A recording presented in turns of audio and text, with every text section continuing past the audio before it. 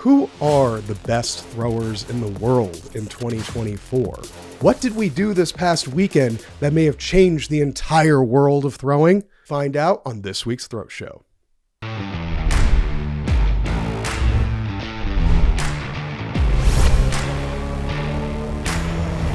Hello and welcome to another episode of the Throw Show. Whoa. Once again, I'm your host, Jason Kuhn, here, as always, with Throws University High School throws coach, Olympic trials competitor, Sam Weeks.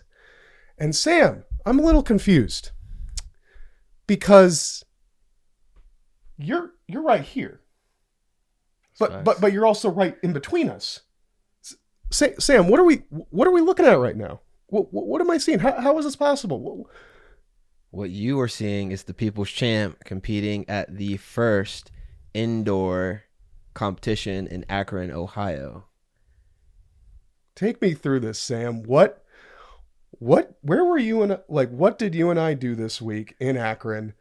And what did you do in this video right here? Yeah, so like I said, shout out to Coach Tom Bajalad. He hosted the first indoor East Coast Throws Festival.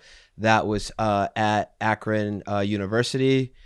We were able to throw discus alongside the shot put and weight. And here you have myself throwing discus indoors. Hell yeah, man. And dude, you told me going into this meet, I think it was either Thursday or Friday, it's like, man, if I could just throw 55 meters and maybe 56, this was going to be a good meet. Mm-hmm. And you didn't only just do that, you did that 4 different times. Take me through this competition. Yeah, so this is my first competition post-injury. I had a pec tear this previous summer, so I was just going into this meet. At first, I wanted to throw 60, but I was like, all right, I got to be a little more realistic. Especially with my return and how training has gone. So I was like, all right, I think, 56, which is like 90% of my PR. I was like, I think that's a good goal to have going into this meet. And, that was my mindset. It's like, okay, I'm going to go out there, do what I can, control what I can, and just, have fun. And, I was able to do that. How do you think this meet's going to set you up for the outdoor season? I mean, to throw 56 high, it was like roughly 185 in feet. I mean, that just tells me that I'm in good shape right now. So it's like, if I keep hammering, the little things and just, staying accountable with, the little details, that's just going to put me in a position where, this might be like a 59 early on. And then obviously, like, I keep, letting the ball roll. I might go 60. I might go 62. You never know. So you would basically count this as an equivalent to your overall PR, except indoors, right? I would say somewhat. It's a good indicator that what I've been doing, is working. Mm-hmm. And I just noticed this is some interesting video footage we got here. Like, for an indoor comp, like, how does it look this good? I want to give a big shout out to the X-Force. The subdivision of Throws University / Garage Strength. It's our video crew. Jason, you are a part of that. They had this vision of having a broadcast, a live stream for the discus competition, and they absolutely killed it. We have all these different angles. It was a legit setup, and this is a test for what's to come in the future. And I can't tell you what's to come in the future, but I think you guys will be in for a treat. Just you wait. We're cooking. Just you wait. We got some things going on in the background that I'm really excited for. And to go back to that, we have another garage strength athlete who also walked away with a victory at the East Coast Throws Festival Elite Discus Championship, and that was Cece Onyekwere Lyons, representing Nigeria. She walked away with a 57.65. I can't tell you how many times she's done this indoor meet because we've had a history of doing these indoor discus comps early on in the year or in December with the Garage Strength Throws team. But she walked away with another victory. What do you think of Cece's throw this weekend?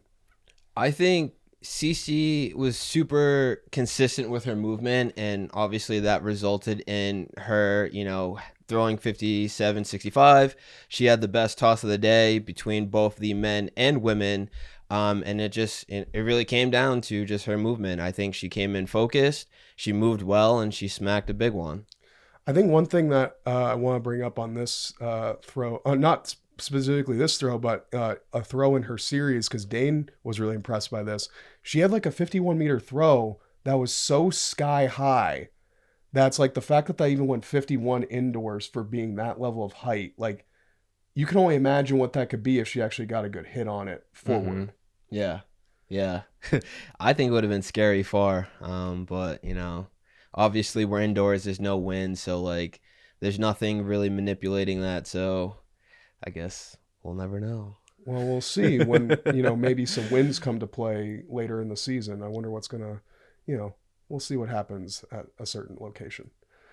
And to finish off with another throw from Garage Strength at the Akron Throws Festival, we have our boy, Taman Johnson, who is also one of the co-hosts on another podcast project we're working on right now with Eric Favors, the Mass Monsters podcast.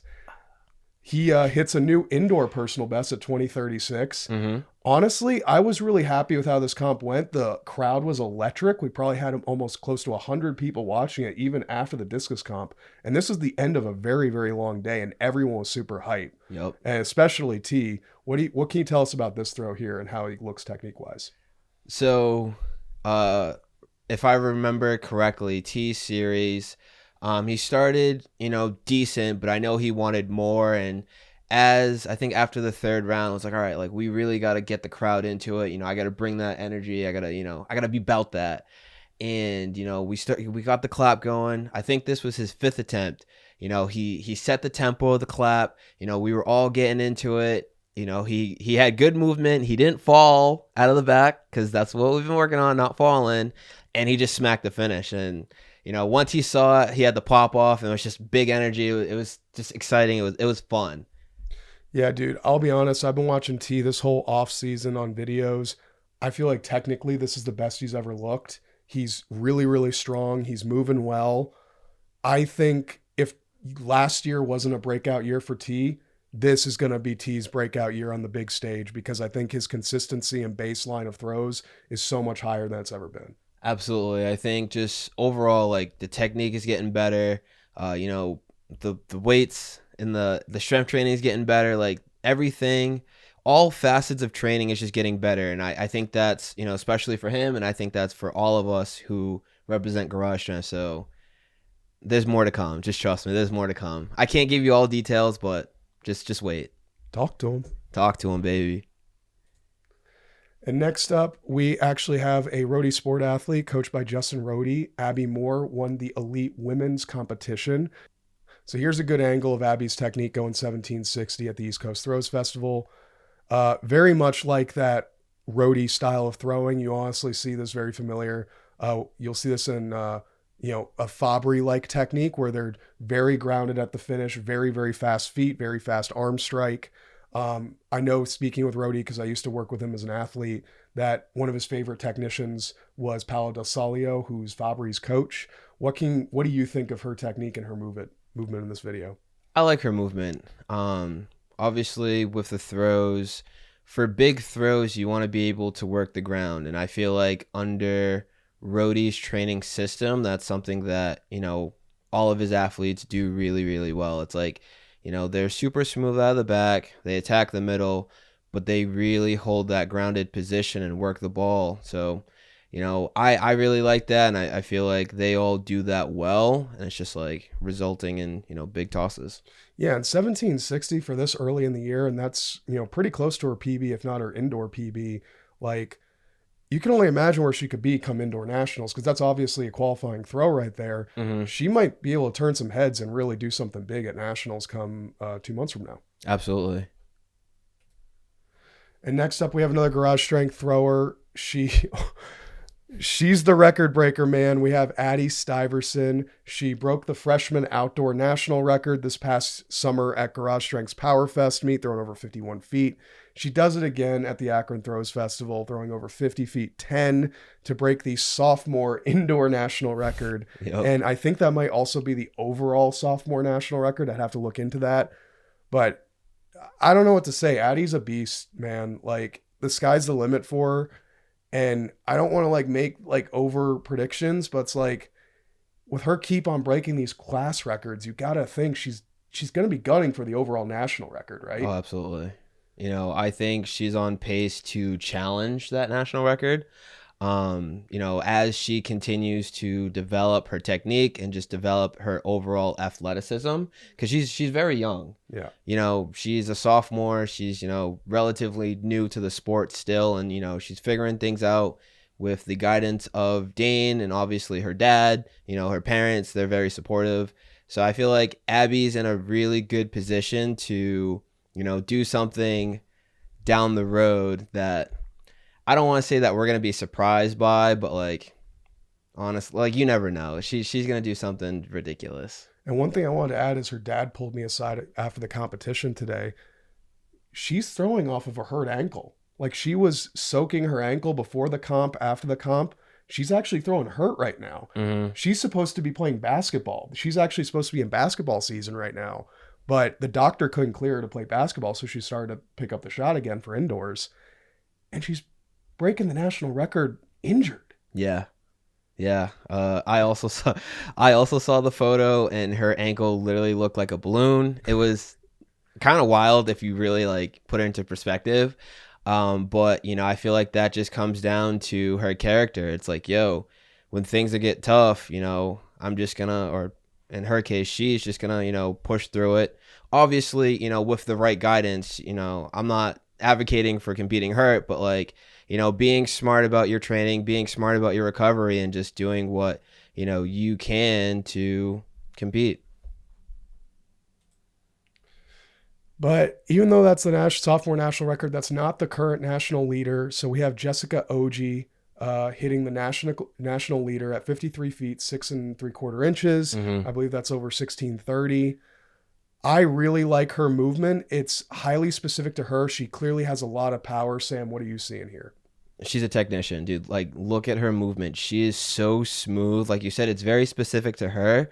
But like, from someone who watches a lot of throws, and I'm sure you can attest to this, like, everything right about a throw, she does. And like, obviously you can tell, like, she threw 53. Like, she is so smooth. She is so powerful. She's so agile. And, you know, the results speak for that. Yeah, I'm excited to see what she does because, you know, we were talking about Addie breaking the national record. Like, who knows where she could be in 4 months?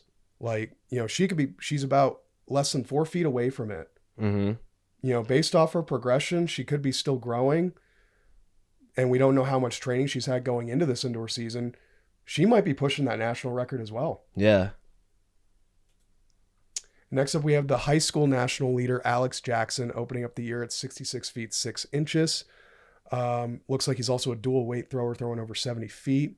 And that has to be one of the craziest saves that was I've a seen. sweet save right there. So clearly he's very athletic Mm-hmm. to be able to throw this far, but also well balanced and coordinated enough to hold that finish and keep it in the circle. You know, what are you seeing on this high school throw? And do you think he has 70 in him? Well, you know, sweet save once again.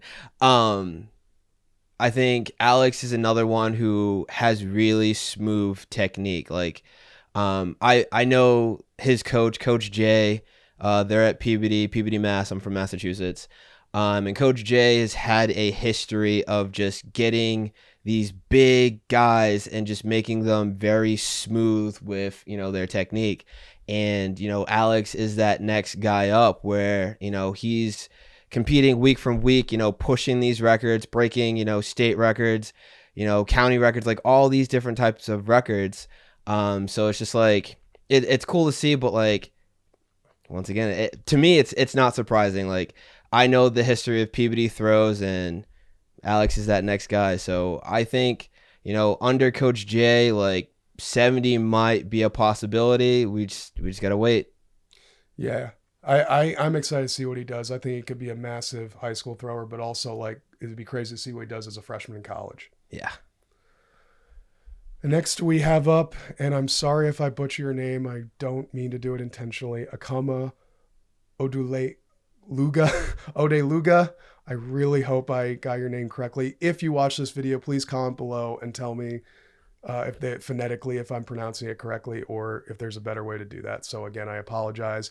But man, opening up the year at 1837, over 60 feet, competing for Ole Miss. She works under John Smith. John Smith has both the women's national leader in the NCAA and the men's national leader, who we'll see coming up soon.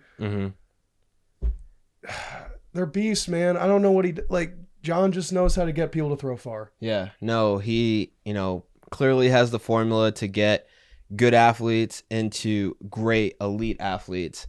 One thing that is kind of glaring to me is she lands a little blocked off, but she's still throwing over 60 feet. Yeah. Like, that's wild. So it's just like, I can only imagine, like, if she gets her left foot a little bit deeper at the front, how much more she's going to work the ball into the finish, resulting in a, throw that challenges 19 meters. Yeah, and I think it's just a testament to be like, if there's one thing that John Smith is really good at getting throwers to do, it's getting throwers strong. And that leads to far throws. So like you said, 19 meters. And then when you start getting the 19-meter conversation, now you're in the NCAA record territory. So that's always going to be fun to look at come indoors as we continue the indoor season. So next up, we have the women's weight throw leader from Minnesota. And I believe her name is pronounced Antoinette Nabwe. Again, if you're watching this video, please comment below and let me know if I'm pronouncing your name incorrectly. Again, I apologize. But hitting a monster 23:36 in the women's weight throw as an opener. I'm not really much of a weight throw guy. You've coached weight throw in the past in college. What do you see here? Dude, my first thought, the first thing that comes to my mind is just how smooth this is. Even through the edit, the slow-mo, you can just see each position. You can see how patient she is with the upper body. She's working with the ball, which is a big thing for both hammer and weight, and just transfers into that finish. Like, you don't see, like, she's not jerking the finish. She's just staying smooth. She's working a nice long path, and, that resulted in a big toss. Like, it's picture perfect. Love it. And then we have the men's weight throw leader in all of the NCAA out of Wyoming. And the last time I remember like a big thrower coming out of Wyoming, I think of like Mason Finley from like almost 10 years ago. But monster 2289. What, again, with what you saw with her throw, what do you see on his throw? I just see just explosiveness, just straight power. Like, to throw that far off a two-turn, you have to be super strong. Like, you have to have so much specific strength. And, you can clearly see that here. You can tell, like, he is just powerful. Like, obviously he has, pretty good technique, but he is just so strong. He's so powerful. And, he just transfers everything into that finish. And it's just like boom. Oh, I can't even describe it. It's strong. The thing that I love here is we also have another video, and this is Daniel Reynolds, is you get to see a side angle of the flight of the weight. And this is sometimes we forget about how far people can actually throw and what a far throw actually looks like. As throwers, we're constantly looking at technique. We want to see what the thrower's doing movement-wise in the ring so we can replicate it and improve our own throws. But there's also a spectacle to just seeing the thing fly. Yeah. And what's crazy to me is, like, I then think of like someone like Ryan Krauser, who's thrown even further with the shot put. It's like when you look at 23, 24, 25 meter weight throws, it's just a sight to behold. Like, I don't know what else to say except it's a spectacle. Yeah. Yeah. And then I want to get into some of the D2 throwers, because actually the current D2 leader is not too far off from the D1 leader. And we've seen in the past, especially in the weight throw, where D2 men have actually come very close, if not surpassing, D1 weight throwers. The thrower here is Ben Haas, 2212. Sam, what do you see on this weight throw? I think Ben is another guy who's just smooth, like he's working with the ball, and he just puts it, all into the finish. I do think he falls a little bit away from the finish, but like all the momentum he generated through each of the turn, he transfers into that big toss. And, I agree with your statement that you said earlier. It's like, some of these D2 guys can challenge some of these D1 guys. And, evidently Ben is one of those guys where it's like, if you put him in a meet with, D1 caliber athletes, like he's going to hold his own. So it's like, it's nice to see. Divisions don't matter. Divisions don't matter. And continuing the D2 route, we've actually had Miles Kerner on the show before. He's, again, the D2 leader. He was D2 NCAA champ last year out of Grand Valley State. 1944 opener, current D2 leader. What do you see on his shot throw? So we've had Miles at Power Fest. I got to meet him, super cool dude. I actually like the way that Miles moves. I feel like he transfers into his finish like really well. I think this throw, he's a little long getting to the middle, but, he transfers that still. And it's like, to think he's throwing 1944, which is a really good opener. And, there's still details that he can fine tune. So it's like, I wonder what or how far he'll be throwing once those details are fine tuned. But, great opener. Very good movement. And one thing I wanted to highlight is a YouTube version of this throw. And this is Tariq Robinson O'Hagan. And as I said earlier, Ole Miss coached both the women's and men's NCAA leader. He went 2051 here at this meet. But one thing I kind of wanted to highlight here is the YouTube channel that posted this video is FlowTrack. Mm-hmm. And FlowTrack, to be honest, doesn't really ever highlight the throws that often. And I thought this was very, very cool. So they highlighted his series. And you'll see towards the end of this video, they actually interviewed him, which I thought was really, really cool. It was probably a good experience for him. It was good exposure for the event. Kudos to you, FlowTrack. I think I commented below, as Throws University. I want to see FlowTrack do more of this. This is great exposure for the sport. Mm-hmm. It got over 1,000 views. I know that's not phenomenal numbers, but that's good numbers for throwing on YouTube. Absolutely. And I think just highlighting the throws a bit more on a large channel like FlowTrack. They have over 600,000 subscribers. Mm-hmm. That's nothing but good. Yeah, no, absolutely. What are you seeing on his series here? He's very consistent over 20 meters. I think that's the biggest thing. It's just the consistency.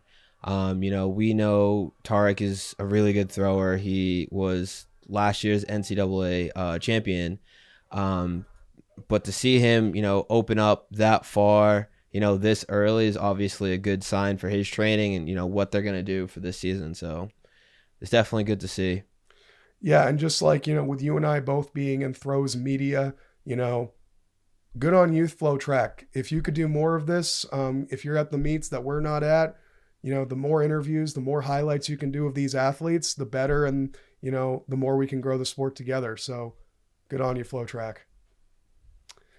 And one thing we're going to do is that's a little different from previous throw shows is Track and Field News World Rankings came out about a week ago.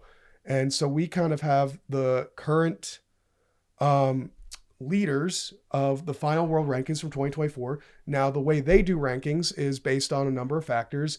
It's not just what you've done potentially at the Olympics, but it's also like your consistency throughout the year, how far you've thrown, how many meets you've won. In this case, for the men's shot put, surprise, surprise, Ryan Krauser's number one. And if you look at it, he was number one in 2023. He was number one in 2022. He was number one in 2021. He was number one in 2016, 2019. You have to go all the way back to 2019, but even then, 2018, even then, Ryan Krauser's number two. Yeah. So, but what I thought was interesting was that Joe had the farthest throw last year at over 23 meters. He was the only one who threw over 23, but Fabry still surpassed him. Now, that's kind of surprising to me because one, Fabry didn't medal at the Olympics. Mm-hmm. He was consistent over 22 mid quite a bit, but how would you equate Joe, let's say, throwing 23 as the world lead, getting the silver medal at the Olympics versus Fabry being consistent over mid 22s and winning the Diamond League? Like, do you think that is accurate, or you think Joe should be bumped up to number two? That is a good question. Do you know how many times Joe competed last year? Not offhand.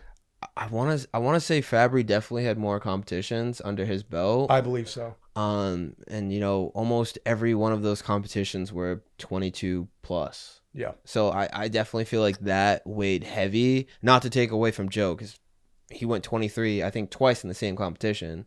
Yeah, it was. I know he finished off at 23-13 for the year.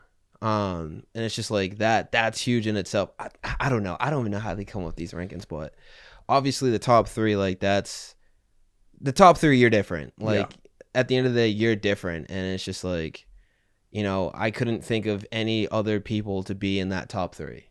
Like if you recall our Olympics prediction, this is literally our top three. Yeah, I think that's who we predicted. Like we predicted Leo to get a medal. I was, potentially hoping Joe would win. That obviously didn't happen. But at the end of the day, Joe's one of the most clutch athletes in the history of the sport, and he always walks away with the medal. Yeah, he might not get gold, but he's walking away with hardware. He's walking away with the medal. If we can go back. Oh yeah, of course. I want to double down on what I said. Divisions don't matter. If we look at number 10, we have Roger Steen, who was a D3 athlete. Divisions, and Rajendra was D2. D2. Divisions do not matter. It's all about the opportunities. And Chuck back in college was a hammer thrower. I'm just kidding. Events don't matter. No, I'm just kidding. I'm just kidding, Chuck. Divisions don't matter. So now we look at the women's shot put world rankings for 2024. I don't think this is too surprising. Sarah walked away number 1. She had the world lead last year. She broke the Canadian record at Garage Strength, which you can check on our Instagram. We're really proud of that video. And, Chase finished out second. She was incredibly consistent. And Yemi, who was the Olympic champion, walks away with third. Mm-hmm. And I think when you take into account how world rankings are supposed to take into account your entire season, I'm okay with this placing. Yeah. Yeah. Yeah. And Sarah did walk away with the Diamond League trophy as well. Mm-hmm. Yeah. No, I think when we think of women's shot put, like the 3 best, I think these 3 are probably the people, at least I think of, when I think of the top 3. Yeah. And I think it's one of those things that's just important to recognize one event doesn't define your entire season. Oh, no. So, Sarah and Chase obviously wish they threw better at the Olympics, but they still had stellar seasons. Oh, absolutely. So then we go into the men's hammer throw. And yeah, surprise, surprise, Ethan Katzberg's number 1. Ethan might go down as the greatest clean hammer thrower of all time. Currently, I think speculation is that he's behind Koji Murafushi out of Japan. But at least for right now, Katzberg is just on a whole other level that no one can compete with. Yeah, no, he's honestly, like, it might be weird to say this, but the Krauser of hammer throwing right now. I would agree with that. Yeah. I think that's almost hard to deny because when you beat your competition second place by over 4 meters, and you're winning competitions on your first throw, like that's different. Yeah, he is. Ethan Katzberg, you are built different. So going into the women's hammer throw, again, nothing too much of a shocker here. Cameron Rogers goes out number 1. She won the Olympics. She was very consistent all year. Brooke Anderson, she had a really, the Olympic trials didn't go her way. Obviously, she fouled out.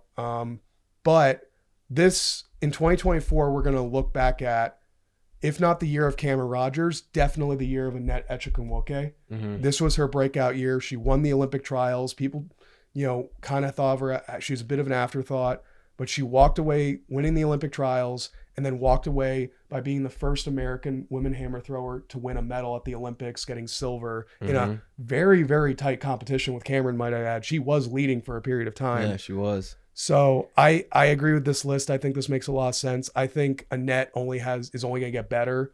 And I think she's going to be chasing Brooke and Deanna, getting closer to that 80-meter mark, which is going to be super exciting. Absolutely. One thing that I do want to highlight is we have 4 women. We have Brooke, we have Annette, we have Deanna, and we have Janae on this list. So, going into 2025, women's hammer is going to be super, super exciting. And I just want to highlight this. Honestly, I'm going to highlight all 5 here. Hammer throw has historically been a European dominant event. You have to go down to 6th place to find the first European women's hammer thrower, and it's the greatest woman hammer thrower of all time at Anita Wlodarczyk, who was basically, I assume, was going to be like her retirement year anyway, and she still walked away almost medaling at the Olympics. Yeah, she is the standard of the event, and she is the absolute GOAT. I don't think anyone can deny that. But who knows? Maybe one of these women ahead of her this year could potentially surpass. We'll see. Let us know what you think. Comment down below, please. And then into the men's discus. I don't think this is too much of a surprise. I don't think we'll disagree with this too much. But Mikolas Alekna is number 1. Roja Stona number 2. Matthew Denny is number 3. Alekna did break the world record this year. He had the Olympic record from his dad for about 10 minutes. So he had an incredible season. That's the thing. It's like he didn't secure the victory at the Olympics, but he still broke the Olympic record. So I would still say that was a good meet for him, absolutely. Right? You know? Absolutely. But Roja, winning the Olympics, getting second. And then Matthew Denny, at least up to this point, having the season of his life.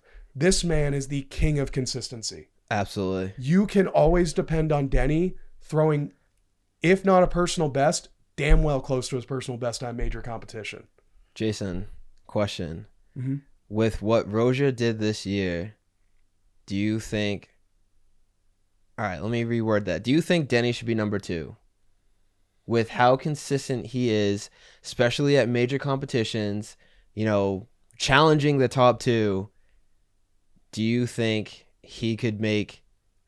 Is there an argument for him to be number 2 over Roja? I see the argument because Roja didn't compete in too many Diamond Leagues.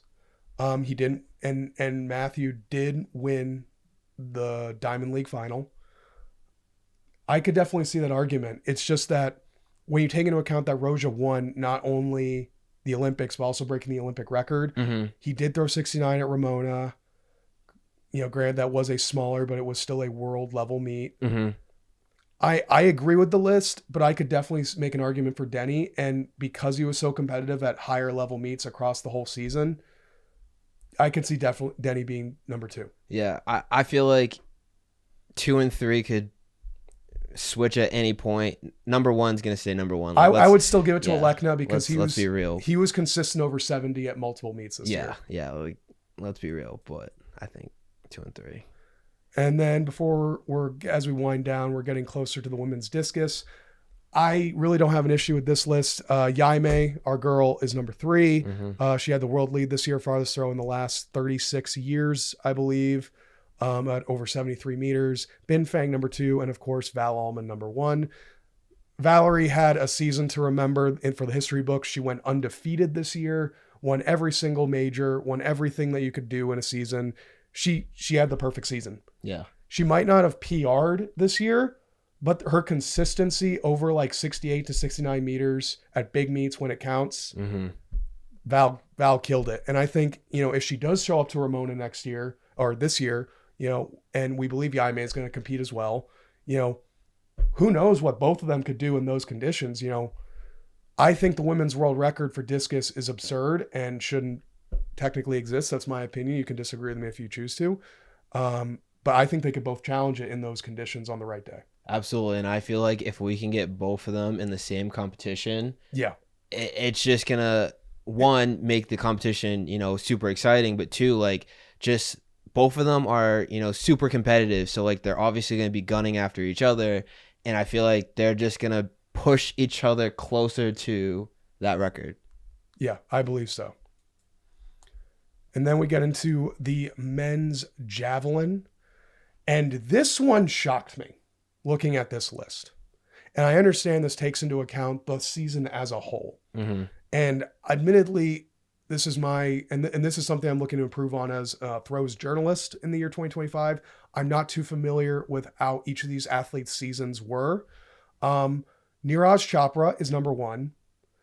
But the Olympic champion, Arshad Nadeem, who shattered the Olympic record by over 2 meters, is all the way down at number 5. Yeah. And I understand one meet technically doesn't define your whole season, but when it is the Olympics, for any athlete, it kind of does. Yeah. Right? So they have Anderson Peters, obviously phenomenal thrower, Vadalich, Weber. What do you think of this placing? Because I personally don't agree with it.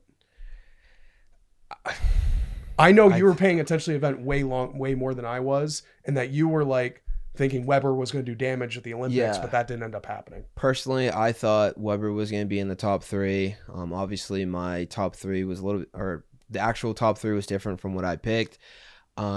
I do know Nadim only had a few competitions going into the Olympics, but like you said, he won, gold, and he broke the Olympic record. So I think even though he didn't have too many competitions under his belt, I do think he should be a little bit higher.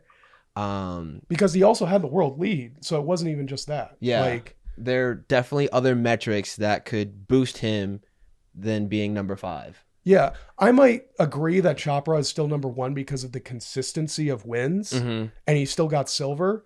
But at the end of the day, I think Nadim should have been higher, despite all that. Because really, what more can you ask for an athlete? They're peaking for the Olympics. That's ultimately why they're training. So yeah. I think he should be higher, but that's where we disagree with Track and Field News. You can tell us if we're wrong or if we're right in the comments below. And then finally, we're finishing off with the women's javelin. Your girl, Haruka Kitaguchi, number 1. That is not debatable. Olympic champion. She's a world champion. Olympic champion.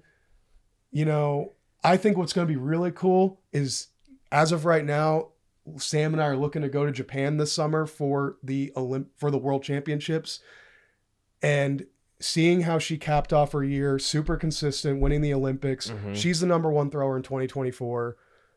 She's going to go to Japan, her home country, to defend her world title. So how special of a moment do you think that's going to be for her? Because there's only been one other Japanese thrower who's done what she's done, and that's Koji Murafushi, who, like I said earlier in the show, potentially the greatest clean hammer thrower of all time. What do you think a season like this means to someone like Haruka? I think it's obviously it's going to be super special. Defending your title in your home country, I think, is going to be, it's going to be special for her. Like, it's going to be super honorable.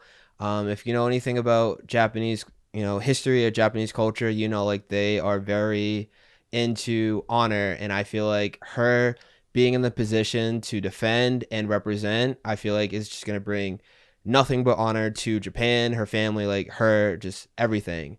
If you know me, you know that I love Haruka. I think she is one of the best javelin throwers all time, in my opinion, and she is the clutchest javelin thrower, period. Like, don't leave her a last attempt, because she will win it, which she has done several times. Highly consistent athlete. She's a beast. One thing I'm really hoping for her is that she can chase down that 70-meter mark, break that barrier. I think that'd be awesome. And you know what? Since you're telling me how much of a fan of Haruka are, I'm going to make it a mission that when him and I are in Tokyo, that we have to get an interview with Haruka for the Throws You. Absolutely. Haruka, we're going to chase you down and get an interview. So that's it for the first throw show of 2025. Let us know what your thoughts of the throws are down below in the comments section. And guys, if you want to become a better thrower, if you want to become the best possible thrower this season, the outdoor season 2025, head over to throwsuniversity.com. You can get technical analysis from my boy Sam here. He will review your technique. He's worked with some of the greatest high school throwers in the country. And if you're looking for a good strength program so that you're peaked properly, so you compete at your best when you need to, head over to throwsuniversity.com, pick up a strength program. We also have custom strength programming written by Sam here again. So head over to throwsuniversity.com today so you can drop some bombs. Peace.